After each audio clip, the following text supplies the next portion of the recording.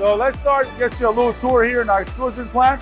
Let's go. In Globus, this is our bellets, premium bellet 6063, no mismatch, premium bellet. And then this is how we come get the delivery. This is big pieces, and then we're going to take them into our cutting lane. So here we cut the bellets. You can see the bellets come in long lengths, but we got to put them in the press. So we have this cutter.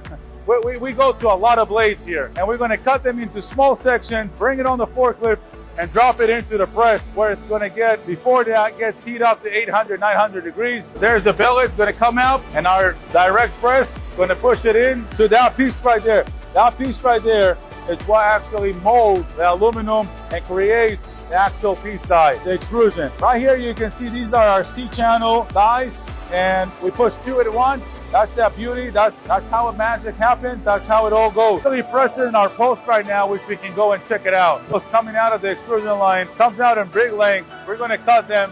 Usually cut them to 8 or 10 feet, and then we're going to put them down there into our next step. The next step is we're going to stretch it, make sure it's nice, clean, and solid, and not wobbly like a banana. We want our post straight and Globus Gates. So there it goes out. We're going to stretch it, cut it into the size, and then from there we're going to go into our curing. So let me show you the curing real quick. Here's your curing oven. That's how you get to that T temper, that T6 you're seeing. That's how you get there. So aluminum got pressed, extruded, cut, checked, stretched. And now we rack it on these racks, and we're going to put it in the oven for about 3 hours, 4 hours at 400 degrees. And that's how you get the T6 temper, and make sure aluminum harder, stronger, so it can withstand. You're screwing some screws into it.